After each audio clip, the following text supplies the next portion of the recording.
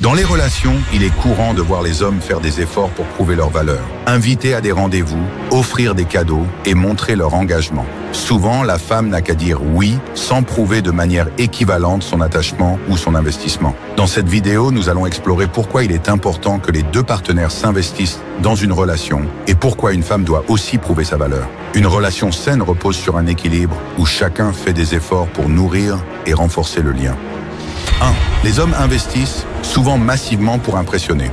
Traditionnellement, les hommes prennent l'initiative dans les relations en invitant à des dates ou en offrant des cadeaux pour montrer leur intérêt. Cet investissement est souvent perçu comme un moyen de prouver leur valeur et leur engagement. Sénèque, philosophe stoïcien, nous rappelle « Ce n'est pas la richesse extérieure qui fait la valeur d'un homme, mais sa vertu ». Cela signifie que l'effort matériel ne devrait pas être la seule preuve d'une relation de valeur. En réalité, cette dynamique peut créer un déséquilibre où l'homme se sent obligé de toujours prouver son engagement, tandis que la femme n'a qu'à accepter passivement ses gestes.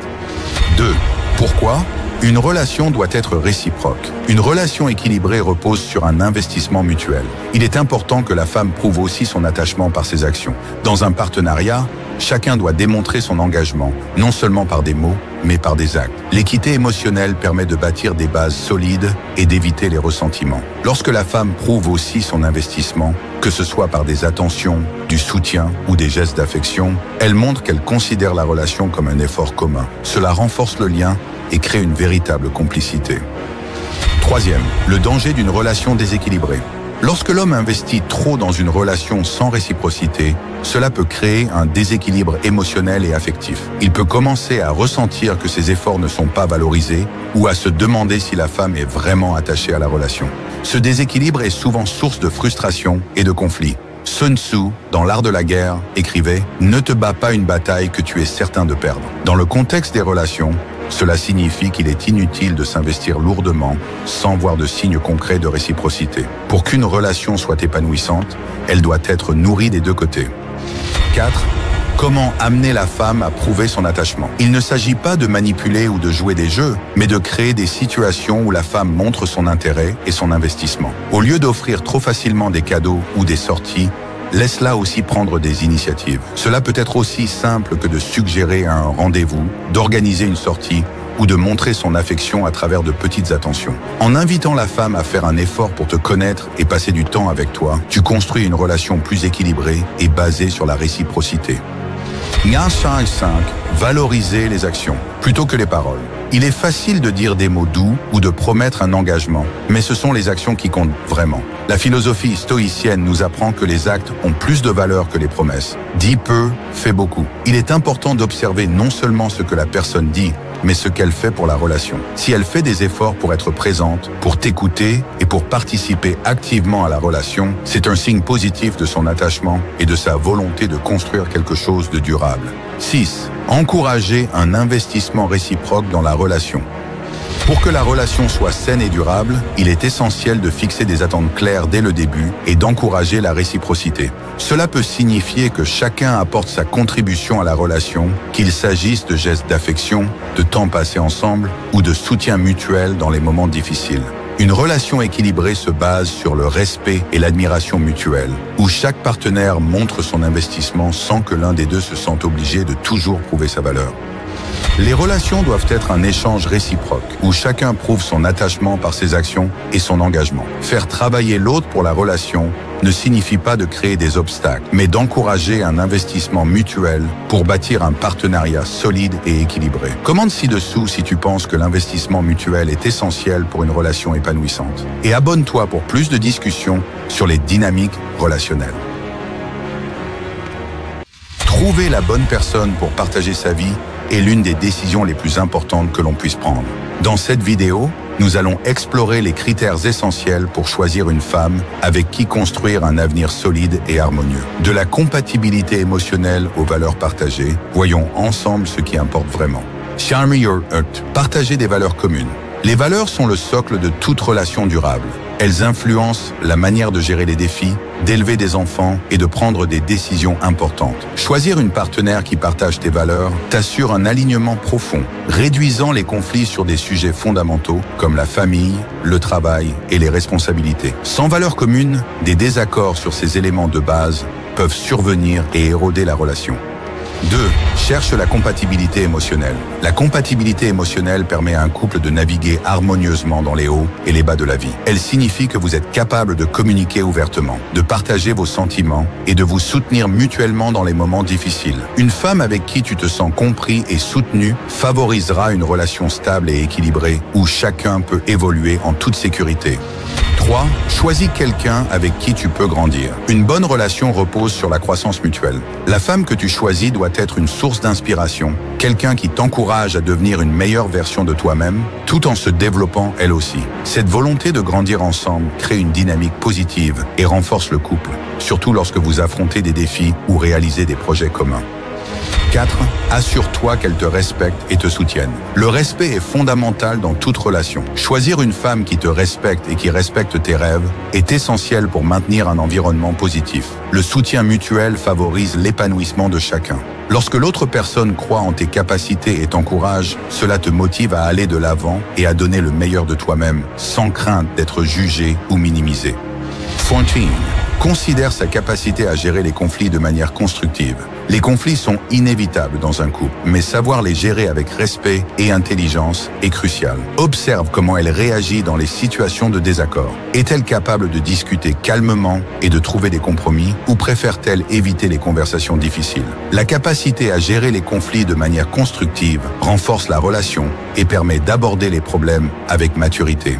6. Cherche une connexion sur le plan des ambitions et projets de vie. Une relation durable se construit plus facilement lorsque les deux partenaires ont des objectifs et des projets de vie compatibles. Cela ne signifie pas que vous devez avoir les mêmes passions, mais que vous êtes alignés sur des aspects clés comme la carrière, les voyages ou le type de vie que vous souhaitez. Choisir une femme dont les aspirations rejoignent les tiennes vous permettra de bâtir un avenir commun plus serein et satisfaisant. Choisir sa partenaire de vie demande une réflexion sérieuse. Les valeurs communes, la compatibilité émotionnelle et le respect mutuel sont essentiels pour bâtir une relation solide et durable. Prenez le temps d'analyser ces critères pour vous assurer que vous êtes avec quelqu'un qui vous aidera à grandir et qui partage vos aspirations. Commentez ci-dessous ce que vous recherchez le plus chez une partenaire et abonnez-vous pour plus de conseils relationnels. Quand il s'agit de relations, choisir une partenaire qui respecte, soutient et encourage est essentiel pour une vie harmonieuse. Cependant, certains types de comportements peuvent causer des tensions et nuire au bien-être. Dans cette vidéo, nous allons explorer les types de femmes à éviter afin de construire une relation épanouissante et durable. 1. La manipulatrice. La manipulatrice utilise la ruse et les tactiques émotionnelles pour obtenir ce qu'elle veut. Elle peut souvent adopter des comportements de contrôle subtils, comme la culpabilisation ou le chantage émotionnel, pour influencer ses partenaires. Ce type de personne ne respecte pas les limites des autres et risque de te faire perdre confiance en toi. Il est crucial de reconnaître ce comportement pour éviter une relation où tu te sens constamment manipulé ou contrôlé. 3. La victime perpétuelle. Ce type de femme se positionne constamment en victime, attirant la sympathie et utilisant les circonstances pour justifier ses erreurs ou ses comportements. Elle ne prend pas de responsabilité personnelle et accuse souvent les autres ou les circonstances de ses échecs. Une relation équilibrée demande de la maturité émotionnelle et la capacité d'assumer ses responsabilités. Sans cela, elle risque de créer des conflits constants.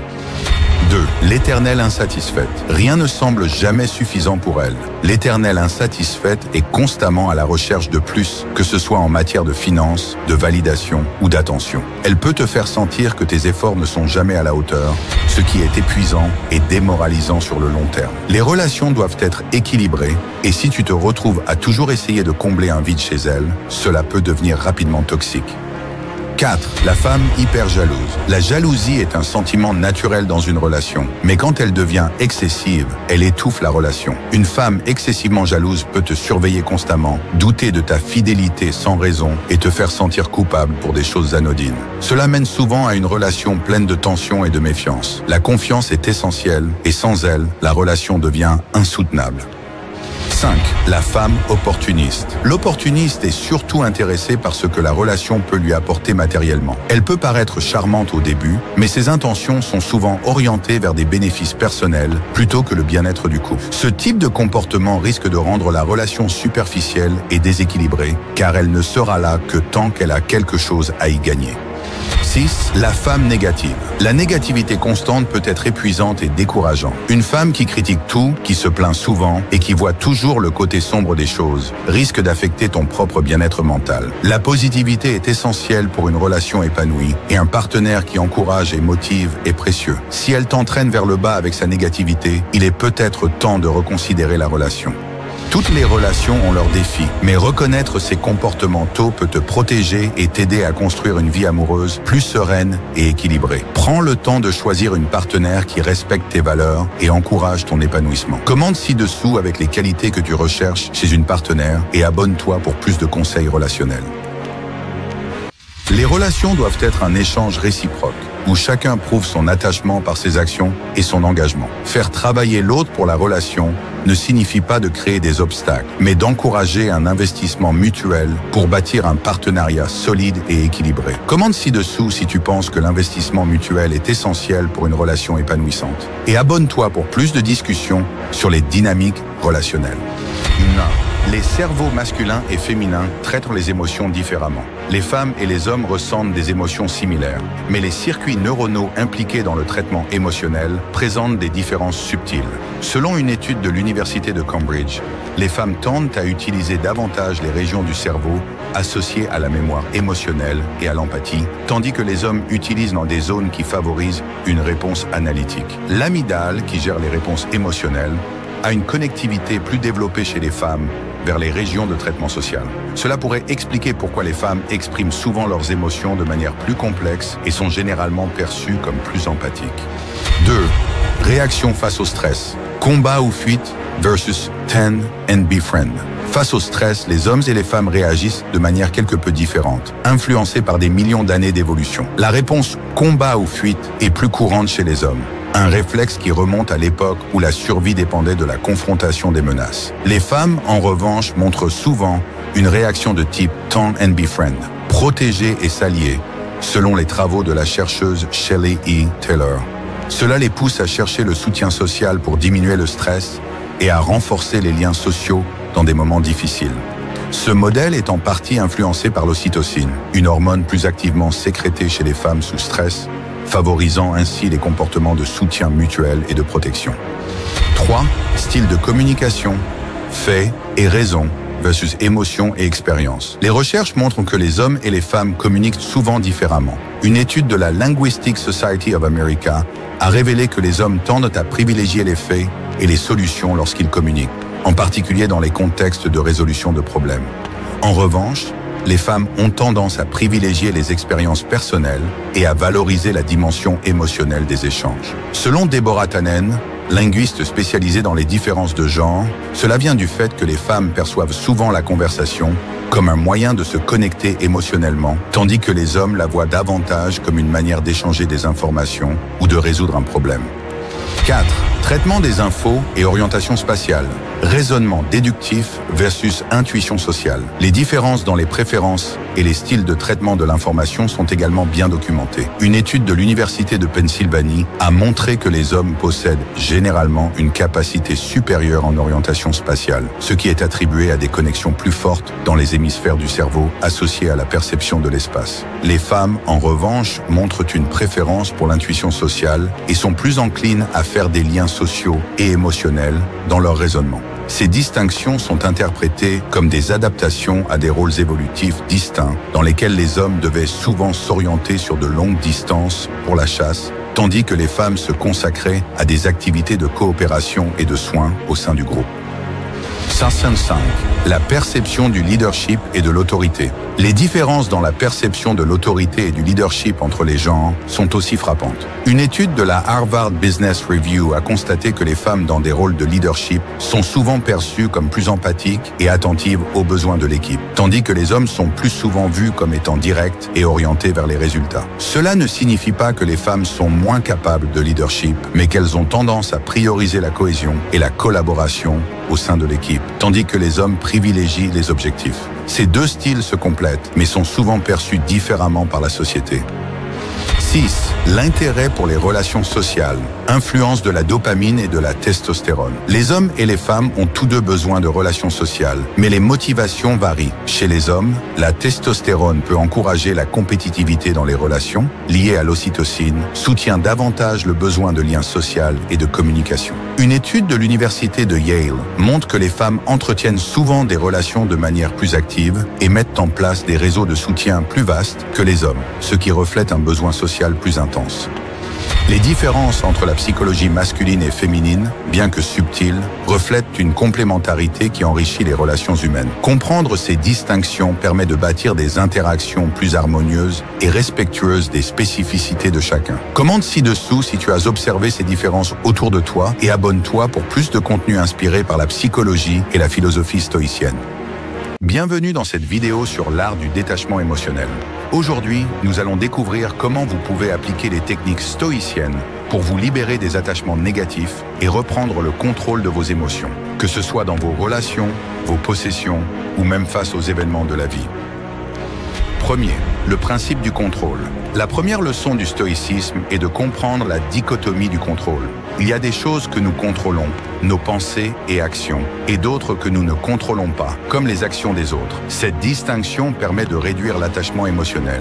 Lorsque vous êtes confronté à une situation difficile, demandez-vous, est-ce que j'ai le contrôle sur cela? Si la réponse est non, laissez tomber. Comme l'a dit Épictète, ce qui trouble les hommes, ce ne sont pas les choses, mais les jugements qu'ils portent sur elles. Deuxième visualisation négative. La visualisation négative est une pratique puissante qui consiste à imaginer la perte d'une personne ou d'un objet pour réduire l'attachement émotionnel. En anticipant ces pertes, vous apprenez à apprécier davantage ce que vous avez sans vous y accrocher. Par exemple, imaginez la perte de votre emploi ou d'une relation et cela vous préparera à mieux accepter ces situations si elles surviennent. Comme l'a fait Jim Carrey en visualisant ses peurs, cette pratique permet de faire face aux événements avec sérénité, tout en cultivant une appréciation de ce que vous possédez actuellement.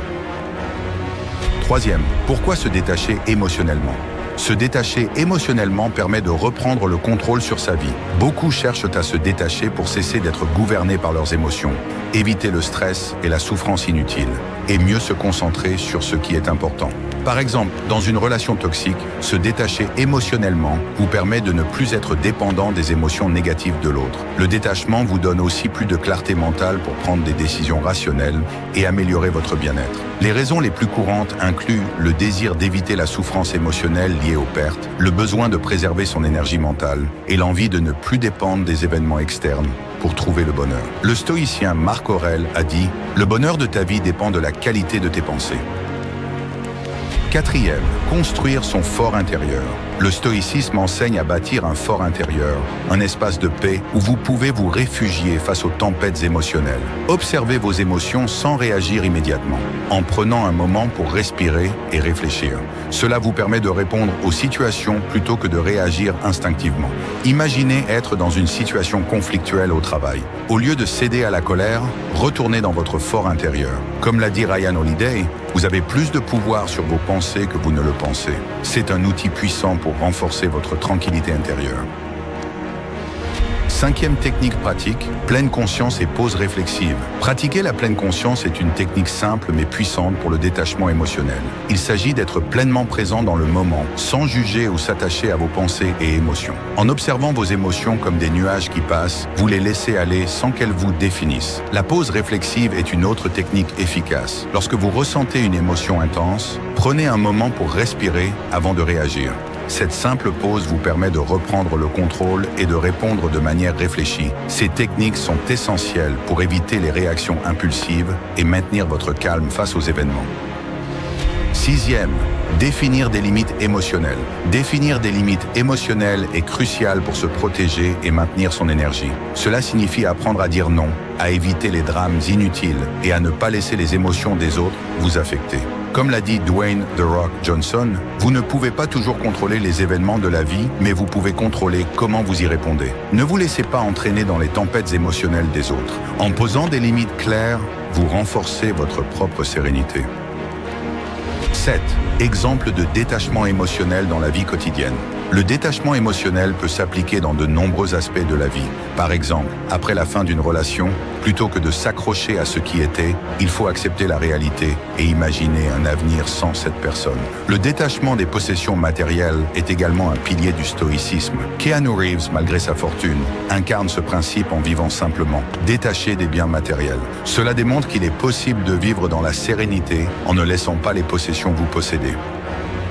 Le détachement émotionnel, ce n'est pas se couper de ses émotions, mais apprendre à les maîtriser. En pratiquant la pleine conscience, la pause réflexive et en construisant un fort intérieur, vous pouvez naviguer à travers la vie avec plus de paix et de résilience. La masculinité est aujourd'hui sous les projecteurs, souvent critiquée et qualifiée de toxique. Comment en sommes-nous arrivés là? Dans cette vidéo, nous allons examiner les raisons pour lesquelles la masculinité est souvent perçue de manière négative, le rôle des changements sociaux et comment ces critiques ont ouvert le débat sur la place des valeurs masculines dans notre société moderne.